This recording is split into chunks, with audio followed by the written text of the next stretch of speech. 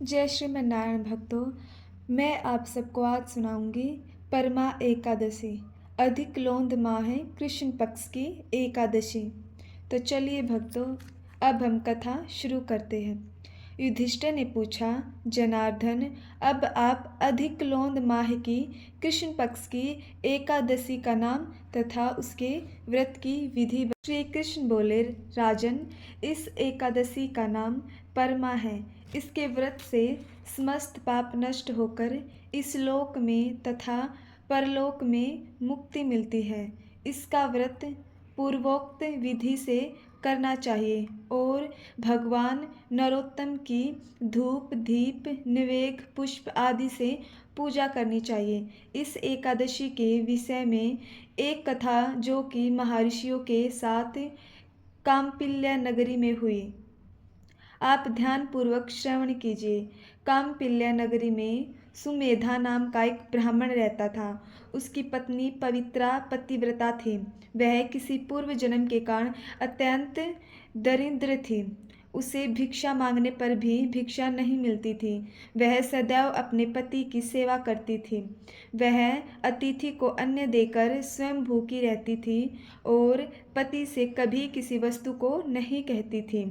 जब सुमेधा ने अपनी पत्नी को अत्यंत दुर्बल देखा तो बोला, प्रिय, जब मैं धनवानों से धन मांगता हूँ तो वह मुझे कुछ नहीं देते। गृहस्थी केवल धन से ही चलती है। अब मैं क्या करूँ? इसलिए यदि तुम्हारी राय हो तो मैं परदेश में जाकर काम करूँ। उसकी पत्नी बोली, पतिदेव, पति जो कुछ भी कहे पत्नी को वही करना चाहिए। पूर्व जन्म में जो मनुष्य विद्या और भूमि दान करते हैं उन्हें ही इस जन्म में विद्या और भूमि मिलती है। यदि कोई मनुष्य दान नहीं करता तो भगवान उसे केवल अन्न ही देते हैं। मैं आपका वियोग नहीं सह सकती। पति रहित स्त्री की संसार में माता पिता भ्राता ससुर तथा संबंधी आदि निंदा करते हैं।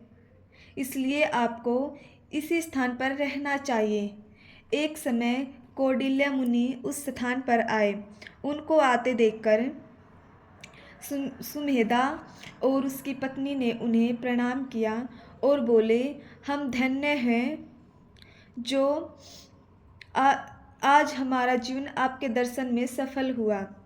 उन्हें मुनि श्रेष्ठ को बैठने को आसन तथा भोजन दिया। भोजन देने के पश्चात पवित्रा बोली, हे मुनि, आप मुझे दरिद्रता का नाश करने का उपाय बताइए।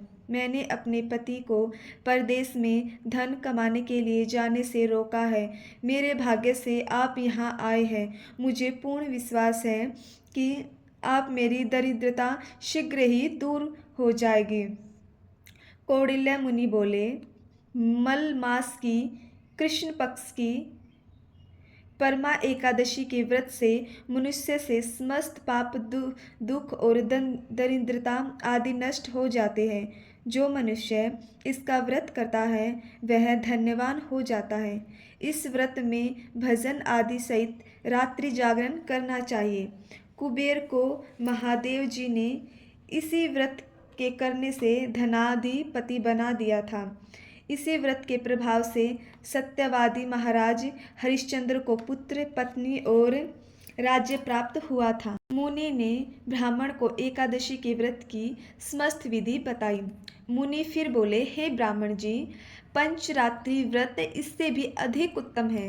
परमा एकादशी के दिन प्रातःकाल नित्य कर्म से निवृत्त होकर विधि पूर्वक पंचरात्रि व्रत आरंभ करना चाहिए। जो मनुष्य 5 दिन तक निर्जल व्रत करते हैं वे अपने माता पिता और पत्नी सहित स्वर्गलोक को जाते हैं। जो 5 दिन तक संध्या को भोजन करते हैं वे स्वर्ग को जाते हैं। जो मनुष्य स्नान करके 5 दिन तक ब्राह्मणों को भोजन कराते हैं उन्हें समस्त संसार के भोजन कराने का फल मिलता है। इस व्रत में जो घोड़े का दान करते हैं उन्हें तीनों लोकों में दान करने का फल मिलता है। जो मनुष्य उत्तम ब्राह्मण को तिल सहित दान करते हैं वे तिल की संख्या के बराबर विष्णु लोक में रहते हैं।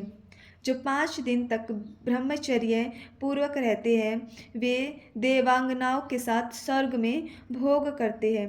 हे पवित्रे, तुम अपने पति के साथ इसी व्रत को करो, इससे तुम्हें सिद्धि प्राप्त होगी और अंत में स्वर्ग को जाओगी। कौंडिल्य मुनि ने कहे अनुसार उन्होंने परमा एकादशी का 5 दिन तक व्रत किया। व्रत समाप्त होने पर उसने देखा कि एक राजकुमार उनके सामने खड़ा है। राजकुमार ने उन्हें एक उत्तम घर, जो कि सब वस्तुओं से सजा हुआ था, रहने के लिए दिया। राजकुमार उनको 1 ग्राम भी देकर अपने महल को चला गया। दोनों इस व्रत के प्रभाव से इस लोक में अत्यंत सुख भोग कर अंत में स्वर्गलोक को गए। श्री कृष्ण बोले, राजन, जो मनुष्य परमा एकादशी का व्रत करता है उसे समस्त तीर्थों, दानों आदि का फल मिलता है। जिस प्रकार संसार में 2 पैरों वालों ने ब्राह्मण, 4 पैरों वालों में गौ और देवताओं में इंद्र राज श्रेष्ठ है, उसी प्रकार महीनों में अधिक लोंद का मास उत्तम है। इस महीने में पंचरात्रि अत्यंत पुण्य देने वाली है। इस महीने की पद्मिनी और परमा एकादशी भी श्रेष्ठ है। उनके व्रत से समस्त पाप क्षीण हो जाते हैं। दुर्बल मनुष्य को एक व्रत जरूर करना चाहिए। जो मनुष्य अधिक मास स्नान तथा एकादशी व्रत नहीं करते उन्हें आत्मघात का पाप लगता है। यह मनुष्य योनि बड़े पुण्यों से मिलती है, इसलिए मनुष्य को एकादशी का व्रत अवश्य करना चाहिए। युधिष्ठिर बोले, जो आपने मुझसे पूछा था वह मैंने आपको बता दिया। अब आप इसका व्रत भक्ति पूर्वक कीजिए।